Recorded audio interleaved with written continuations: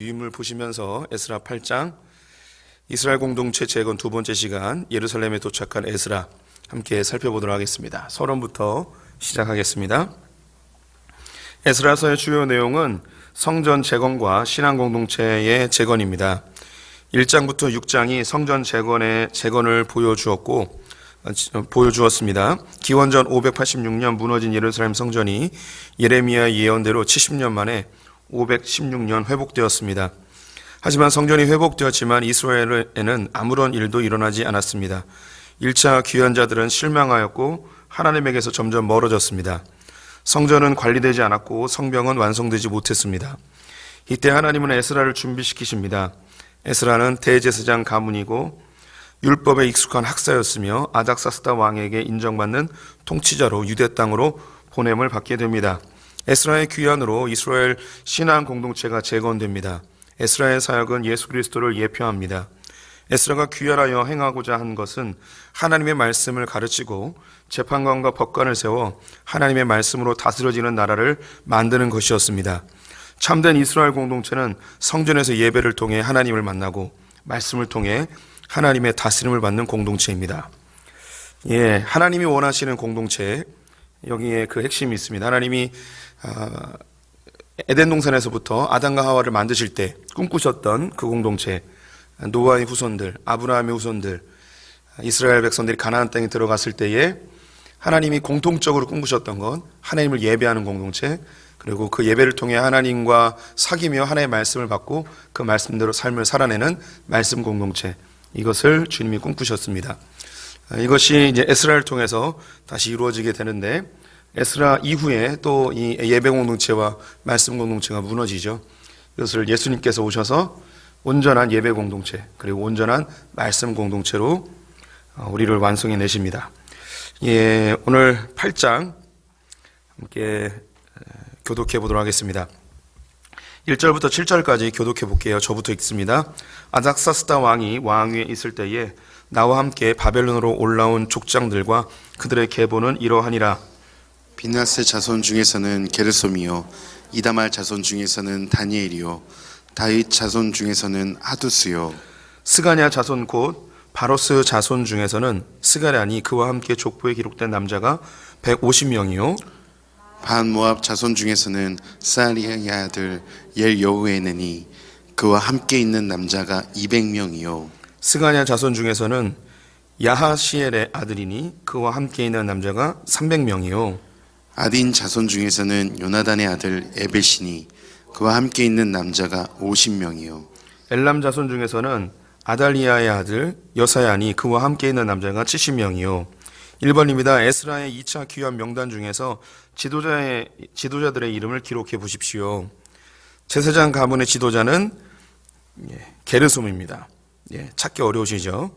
레위인 가문의 지도자는 다니엘입니다.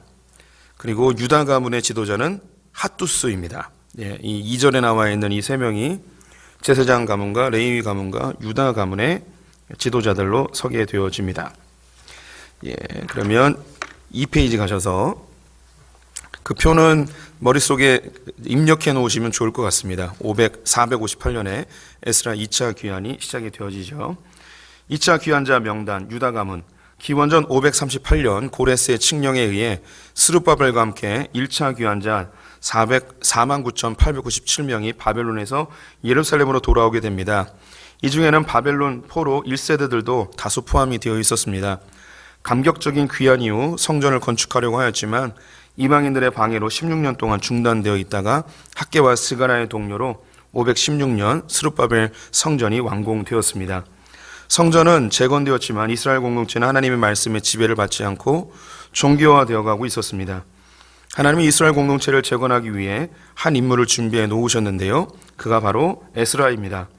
에스라는 대제사장 가문이었고 율법에 익숙한 학사였으며 아닥사스다 왕과 친밀한 관계를 맺고 있었던 신하였습니다.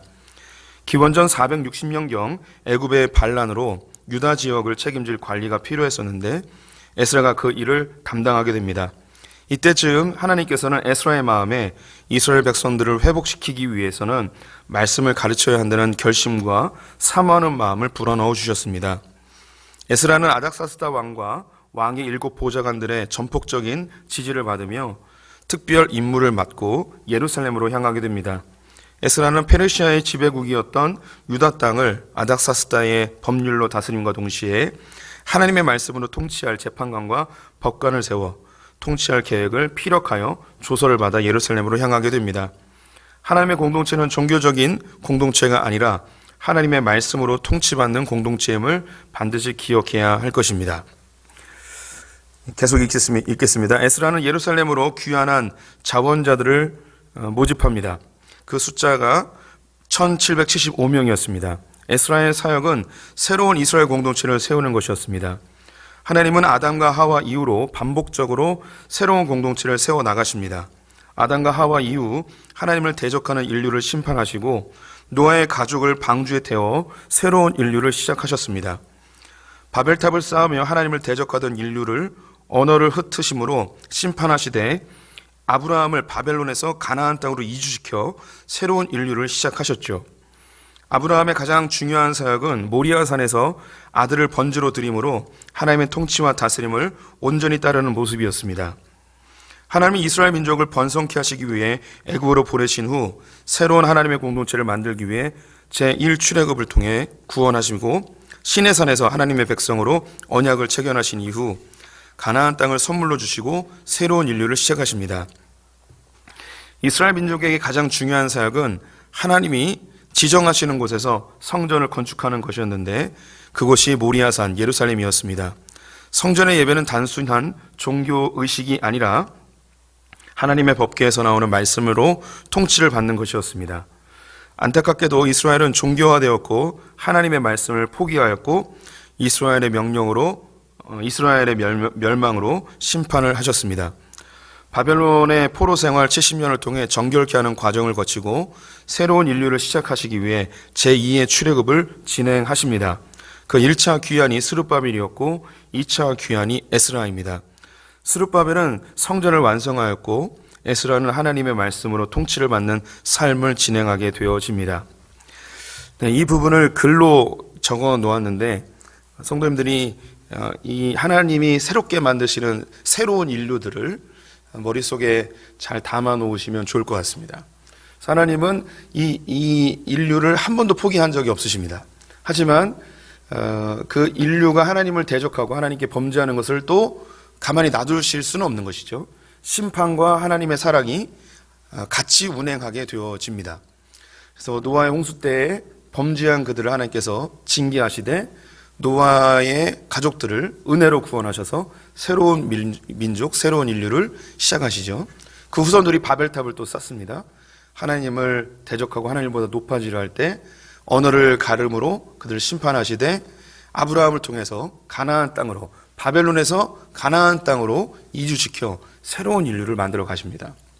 또 하나님께서는 이스라엘 백성들이 애굽에 있을 때에 그들을 건져내어 가나안 땅으로 들어가게 하심으로 새로운 인류를 또 시작하시죠.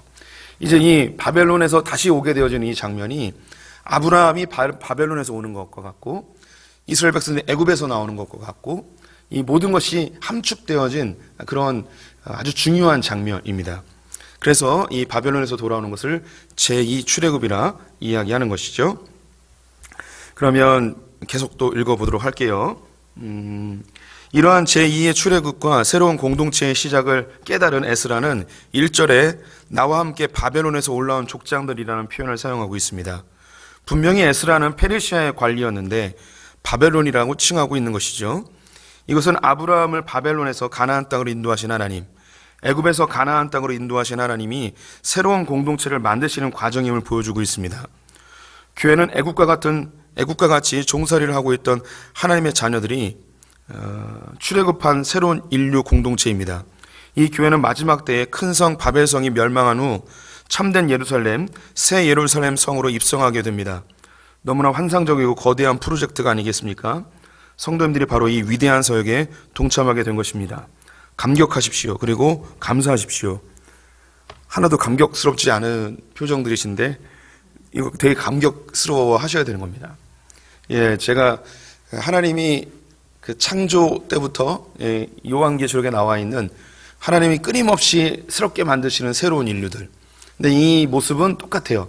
죄악으로 가득한 곳에서 건져내셔서 바벨탑, 바벨론으로 이 형상화되어진 하나님 없이도 인간의 힘으로 살려고 하는 그곳에서 자기 백성들을 건져내셔서 하나님 앞에 섬기고 순종하며 예배하는, 그리고 하나님의 말씀에 복종하고 하나님을 나의 주인으로 섬기는 그 새로운 인류들을 계속 만들어 가시는, 이것이 그냥 교회 공동체이고 마지막 때의 새 예루살렘 성, 우리의 대제사장이신 예수님께서 완성하실 그 새 예루살렘 성에 우리가 함께 편입되어질 때 우리의 이 모든 삶은 이제 마무리가 되어지죠.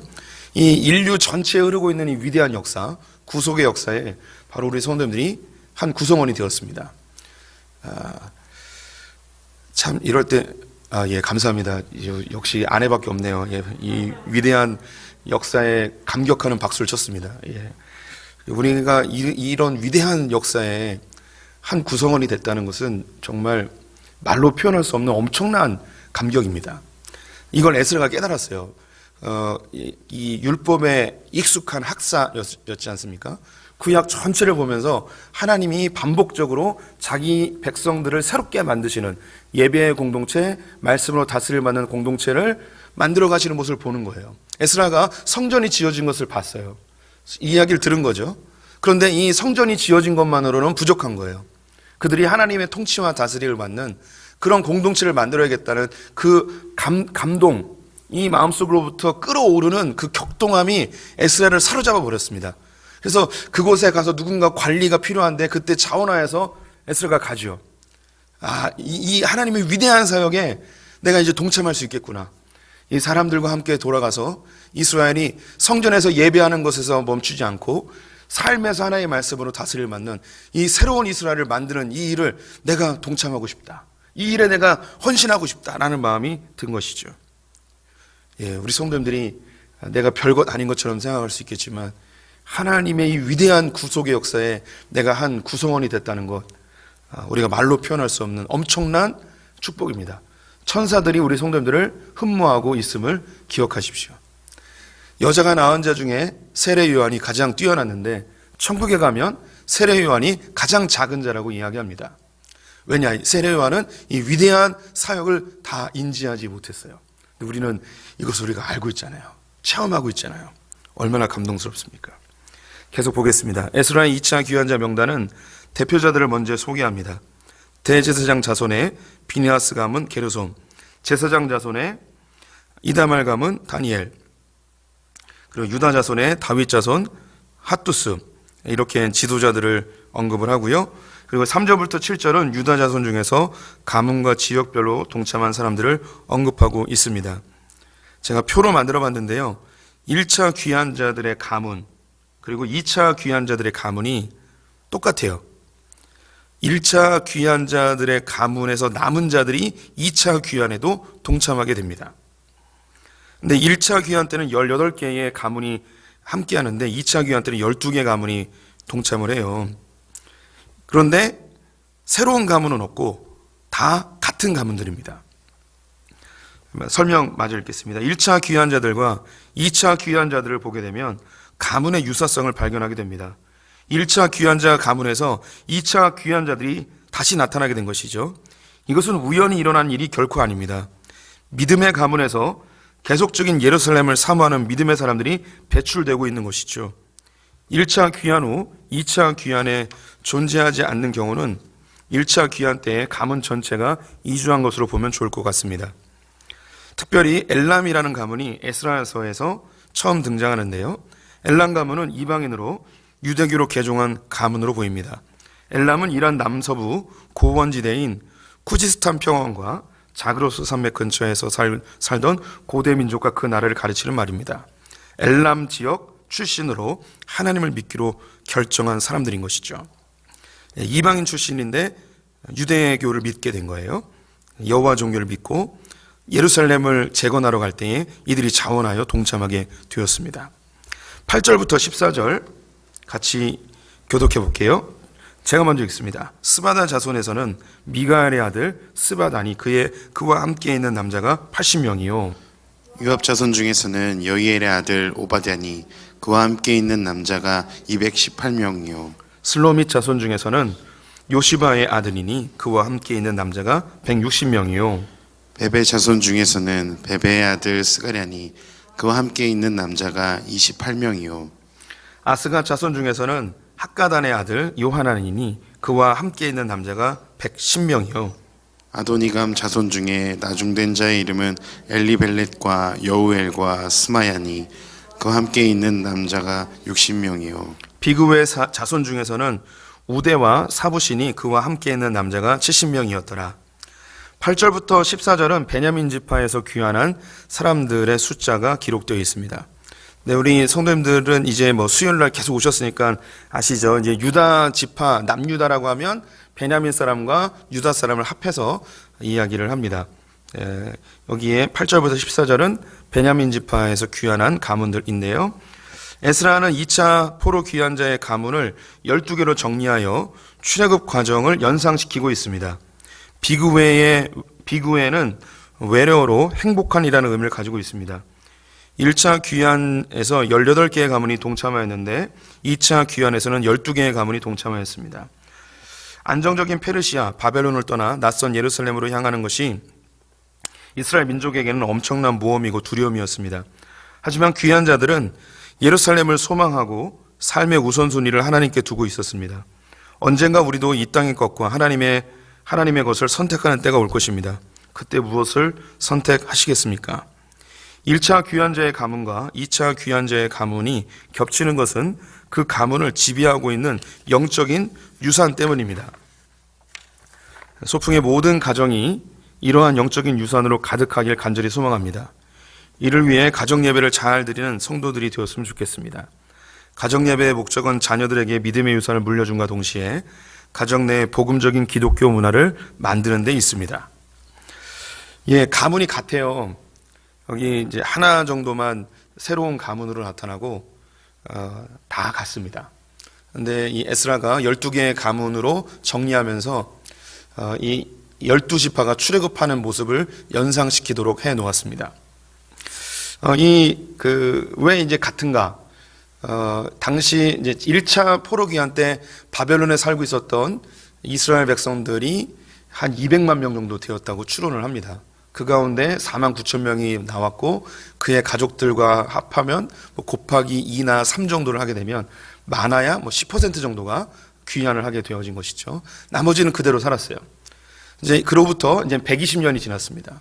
2차 귀환이 되어지는데 누가 가는가? 안 갔던 사람들은 또 안 가는 거예요. 그냥 그 바벨론이 좋은 거예요. 페르시아가 좋은 거죠. 그런데 그 한 번 첫 번째 이주하였던 그 후손들은 계속해서 그 가정 내에서 우리가 언젠가 기회가 되어지면 다시 예루살렘으로 가야 된다. 너희 아버지, 너희 삼촌, 너희 작은아버지들 다 예루살렘으로 갔다.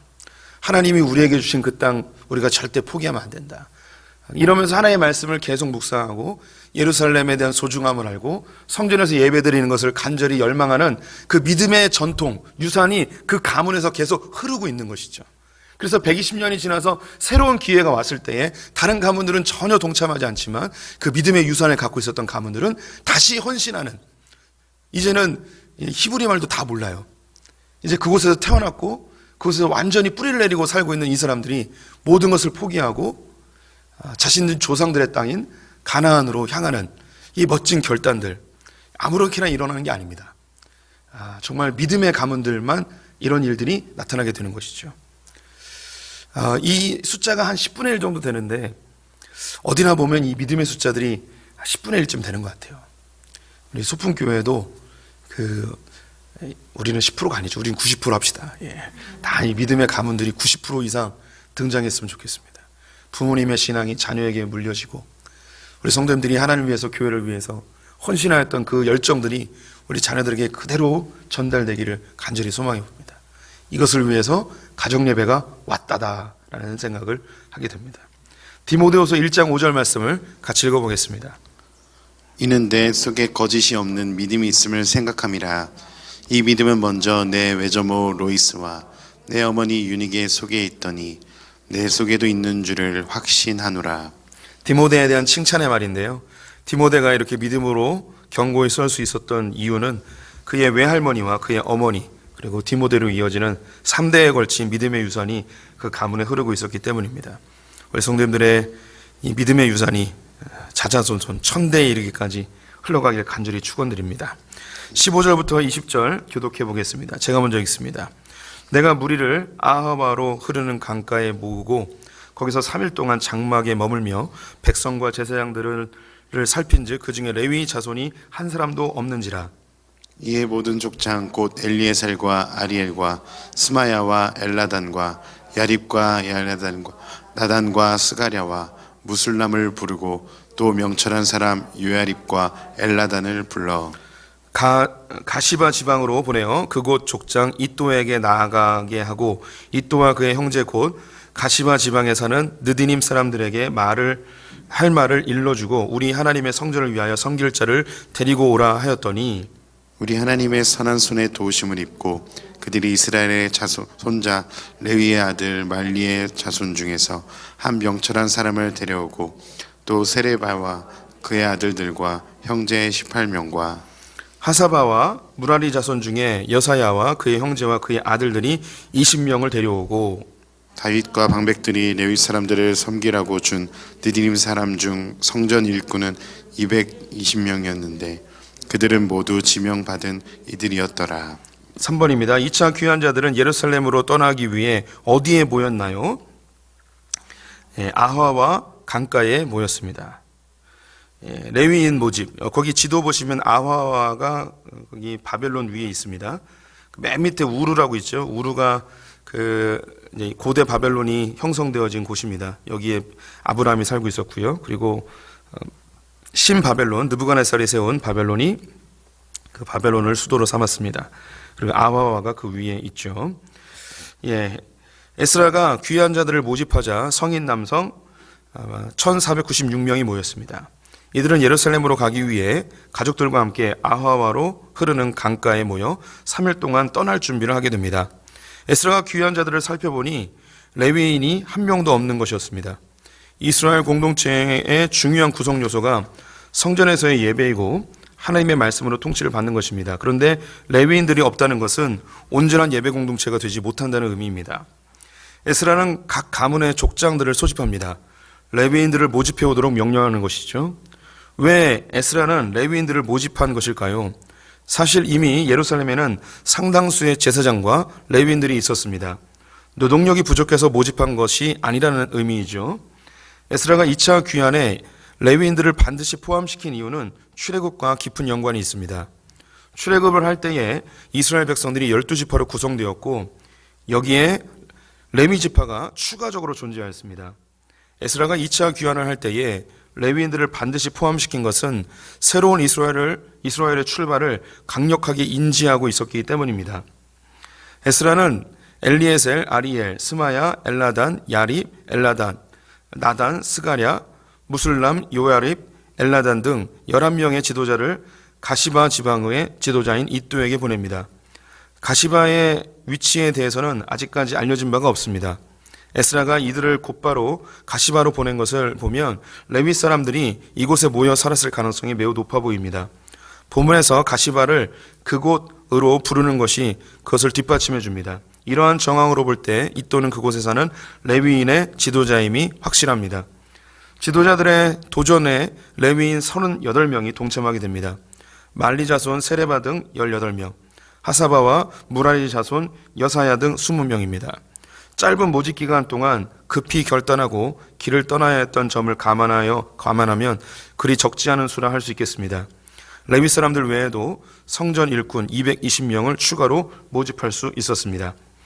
21절부터 23절 우리 성도님들이 먼저 읽어봐 주세요. 시작. 그때 내가 아하와 강가에서 금식을 선포하고 우리 하나님 앞에서 스스로 겸비하여 우리와 우리 어린아이와 모든 소유를 위하여 평탄한 길을 그에게 간구하였으니 이는 우리가 전에 왕에게 아뢰기를 우리 하나님의 손은 자기를 찾는 모든 자에게 선을 베푸시고 자기를 배반하는 모든 자에게는 권능과 진노를 내리신다 하였으므로 길에서 적군을 막고 우리를 도울 보병과 마병을 왕에게 구하기를 부끄러워하였습니다. 그러므로 우리가 이를 위하여 금식하며 우리 하나님께 간구하였더니 그의 응낙하심을 입었느니라. 4번입니다. 에스라와 2차 귀환자들은 아하와 강가에서 금식을 하며 무엇을 간구하였나요? 평탄한 길을 간구하였습니다. 무사하게 아이들과 소유를 보호하고 안전하게 도착할 수 있게 해달라고 금식하며 기도하고 있는 것이죠. 아와 강가에서의 금식. 예루살렘으로 가기 위해 모인 2차 귀환 자들은 아와 강가에서 3일 동안 준비 기간을 갖게 됩니다. 이때 에스라는 귀한 결심자들에게 금식을 명령합니다. 포로기 이전에 이스라엘 백성들의 금식은 대속죄일 뿐이었습니다. 이것은 종교화된 금식이었는데 포로기를 거치면서 이스라엘 백성들은 능동적인 그리고 자발적인 금식을 자주 하게 됩니다. 스가랴 선지자는 4월, 5월, 7월, 10일에 정기적인 금식이 있었다고 언급합니다. 에스라의 금식의 목적은 두려움이었습니다. 1700여 명이 1500km의 먼 길을 걸어야 했습니다. 곳곳에 지형의 위험, 도적의 위험이 도사리고 있었습니다.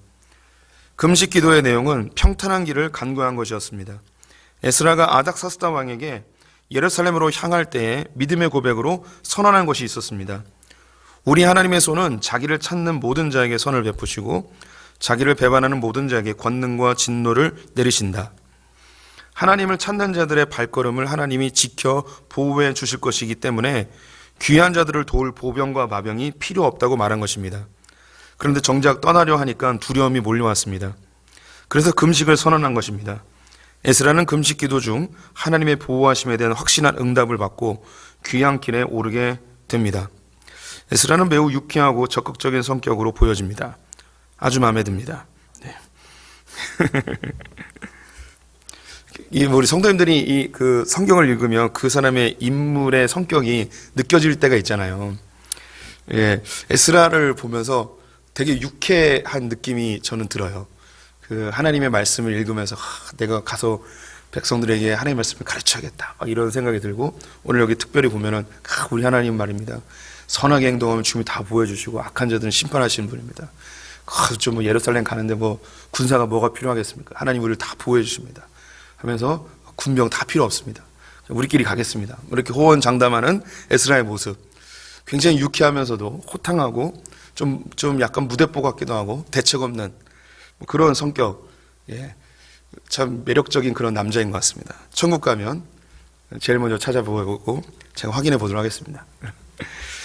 24절부터 30절까지 또 교독해 볼게요. 제가 먼저 읽습니다. 그때 내가 제사장의 우두머리들 중 12명 곧 세레바와 하사바와 그의 형제 10명을 따로 세우고 그들에게 왕과 모사들과 방백들과 또 그곳에 있는 이스라엘 무리가 우리 하나님의 성전을 위하여 드린 은과 금과 그릇들을 달아서 주었으니 내가 달아서 그들 손에 준 것은 은이 650달란트요 은그릇이 100달란트요 금이 100달란트며 또 금잔이 20개라 그 무게는 1000다리기요 또 아름답고 빛나 금같이 보배로운 놋그릇이 2개라.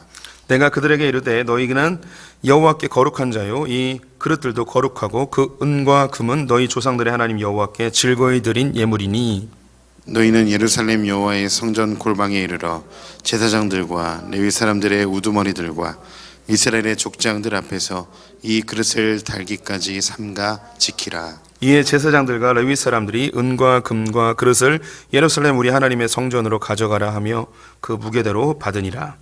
5번입니다. 에스라는 예루살렘으로 가져갈 헌물을 누구에게 맡겨 관리하게 하였나요? 세레바, 하사바와 그의 형제 10명, 총 12명이죠. 제사장 12명에게 맡겼습니다. 헌물 관리.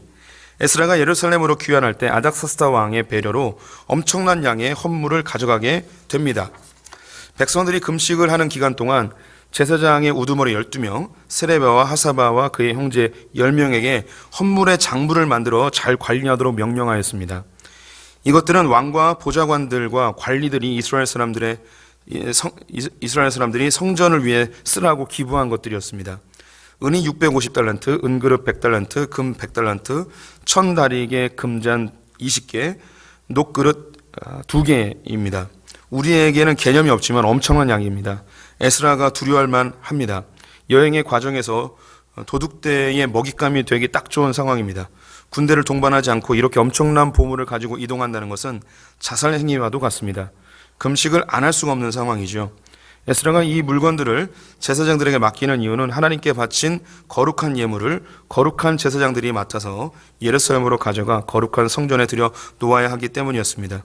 거룩한 물건들은 부정에 접하지 않도록 보호되어야 합니다. 제사장들보다 이런 일들을 더 잘할 사람은 없습니다. 에스라는 이 일의 투명성을 위해 예루살렘 성전에 이르러 각 가문의 족장들이 지켜보는 가운데 제사장들이 예물을 넘겨주게 될 것이라고 합니다. 투명성은 경건의 가장 기본이 되는 요소입니다. 엄청난 양의 재물을 가지고 가다 보니까 당연히 두려웠을 것입니다. 그런데 군병들 없이 그 길을 떠나게 되죠. 31절부터 36절 교독합니다. 제가 먼저 읽습니다. 첫째 달 12일에 우리가 아와 강을 떠나 예루살렘으로 갈새 우리 하나님의 손이 우리를 도우사 대적과 길에 매복한 자의 손에서 건지신지라. 이에 예루살렘에 이르러 거기서 3일간 머물고 제4일에 우리 하나님의 성전에서 은과 금과 그릇을 달아서 제사장 우리아의 아들 무레못의 손에 넘기니 비느하스의 아들 엘르아살과 레위 사람 예수아의 아들 요사박과 빈누이의 아들 노야다가 함께 있어 모든 것을 다 세고 달아보고 그 무게의 총량을 그때에 기록하였느니라. 사로잡혔던 자의 자손 곧 이방에서 돌아온 자들이 이스라엘의 하나님께 번제를 드렸는데 이스라엘 전체를 위한 숫송아지 12마리요 또 순양이 96마리요 어린 양이 77마리요 또 속죄제의 순염소가 12마리니 모두 여호와께 드린 번제물이라. 우리가 또 왕의 조서를 왕의 총독들과 유브라데 강 건너편 총독들에게 넘겨주매 그들이 백성과 하나님의 성전을 도왔느니라. 6번입니다. 4개월의 여행을 통해 예루살렘 도착한 귀한 자들은 며칠 동안 쉬었나요? 3일 동안 쉬었습니다. 예루살렘 도착, 에스라와 1775명의 귀한 자들은 3일의 금식을 마치고 1월 12일에 아와와 강을 떠나 4개월 만에 예루살렘에 도착하였습니다. 그들은 무사히 도착할 것을 금식으로 기도하며 떠났는데 정말 하나님의 손이 대적과 길에 매복한 자의 손에서 건져 주셨다고 고백합니다. 건지셨다는 것은 아무 일도 없었다는 것이 아닙니다. 귀환의 과정에 많은 어려움과 위험이 있었다는 것이죠. 그런데 그때마다 하나님이 도우셨음을 고백하고 있습니다. 도착한 귀한 자들이 다시 3일 동안 예루살렘에 머물며 쉼의 시간을 갖게 됩니다. 사흘째 되는 날 성전에 드릴 헌물들을 성전 제사장들에게 넘겨주었습니다. 헌물은 제사장 무레못이 인수를 받았으며 그 자리에는 엘르아살과 요사박과 노야다가 함께 있어 물건의 무게를 확인하고 장부에 적었습니다. 두 제사장과 두 레위인이 성전을 대표해 물건들을 인수받은 것입니다. 그들은 에스라가 바벨론을 떠나기 전 제사장들에게 맡긴 물건과 액수가 맞는지 확인하며 장부에 기록하였습니다. 역시 투명성이 강조되고 있습니다. 바벨론에서 돌아온 이스라엘 백성들은 송아지 12마리, 순양 96마리, 어린 양 77마리로 번제를 드리고 순양 12마리로 속죄제를 드렸습니다. 이 예배는 감사의 예배가 되었음이 분명합니다. 4개월 만에 그 어떤 손실도 없이 무사히 예루살렘에 도착한 것 자체가 하나님의 은혜이고 기적이었습니다. 에스라는 도착하여 가나안 땅을 통치하는 총독들과 유브라데 강 건너편 수리아 지역의 총독들에게 아닥사스다 왕의 조서를 보이며 예루살렘 공동체 재건의 출발점을 알리게 됩니다. 헌금과 번제, 속죄제 이 모든 것이 다 예배였습니다. 새 인류가 시작되는 시점에 믿음의 사람들은 늘 예배를 가장 우선순위에 두었습니다. 홍수 이후 새로운 인류인 노아의 가족들이 방주에서 나와 가장 먼저 한 것은 하나님께 번제를 드린 것이었습니다. 바벨론에서 가나안 땅에 도착하여 새로운 인류의 아버지로 서게 된 아브라함은 여호와께 제단을 쌓고 여호와의 이름을 부르게 됩니다. 이스라엘이 출애굽을 할 때 바로에게 시내 산에서 제사 드리기 위해 가야 한다고 하였습니다. 이제 교회의 시대가 열렸을 때 예수님은 하나님에 대해 이렇게 소개하고 계십니다. 요한복음 같이 읽어보겠습니다. 시작. 아버지께 참되게 예배하는 자들은 영과 진리로 예배할 때가 오나니 곧 이때라. 아버지께서는 자기에게 이렇게 예배하는 자들을 찾으시느니라. 하나님은 영이시니 예배하는 자가 영과 진리로 예배할지니라. 아멘. 이 에스라는 이 하나님의 구원의 역사 속에 새로운 인류의 탄생과 새로운 인류가 형성될 때 필요한 것이 무엇인지 알았고 새로운 인류의 시작점 속에서 무엇을 했는지 성경을 살펴보며 이걸 다 깨달았습니다. 그래서 새로운 인류는 하나님께서 지명하신 한 장소에서 예배해야 되는 것과 그리고 하나님의 말씀대로 통치받으며 살아야 된다는 걸 알았습니다. 그리고 새로운 인류의 시작점은 바로 그 예배 현장에 있음을 깨달은 것이죠. 그래서 이 백성들을 이끌어와서 3일 동안 쉼을 얻고 가장 먼저 한 것이 예루살렘 성전에 올라가 그들이 예배한 것이죠. 예수님은 스스로 자신이 성전임을 알려주시고 우리가 하나님이 임재하시는 각각의 성전임을 우리에게 선언해 주셨습니다. 그리고 말씀 되신 그 예수님이 우리의 주인 되셔서 우리가 하나님의 통치와 다스림을 받는 하나님의 나라임을 우리에게 선언해 주셨죠. 이렇게 하나님의 새로운 인류로 탄생한 이 교회 공동체, 바로 우리 성도님들이 가장 먼저 우리의 삶의 우선순위로 둘 것이 무엇인가? 하나님이 찾으시는 자는 예배하는 자입니다. 그래서 우리는 예배하는 자가 되어야 됩니다. 예배는 우리의 삶의 가장 큰 우선순위가 되어야 할 것입니다. 그래서 우리가 우리의 예배는 혼자 드리는 것은 성경에서 예배라고 하지 않습니다. 반드시 공동체가 함께 모여 예배하게 합니다. 이스라엘 백성들이 예배할 때 그 전에는 이런 교회 공동체가 아니었고 가족 공동체였죠. 그래서 이스라엘의 예배의 핵심에는 가장이 가족들과 함께 예배를 드리는 것입니다. 가장으로 서지 못하면 예배의 인도자가 될 수 없었습니다. 이것이 중요한 이 공동체로서의 예배를 성경에서 지향하고 있는 것이죠. 네, 우리 성도님들 하나님의 새로운 인류 교회로 탄생하셨습니다. 하나님이 찾으시는 예배자들로 서시고 모이기에 힘쓰는 우리 성도님들 되시기를 축원드립니다. 내일 새벽에 뵙도록 하겠습니다. 기도하겠습니다.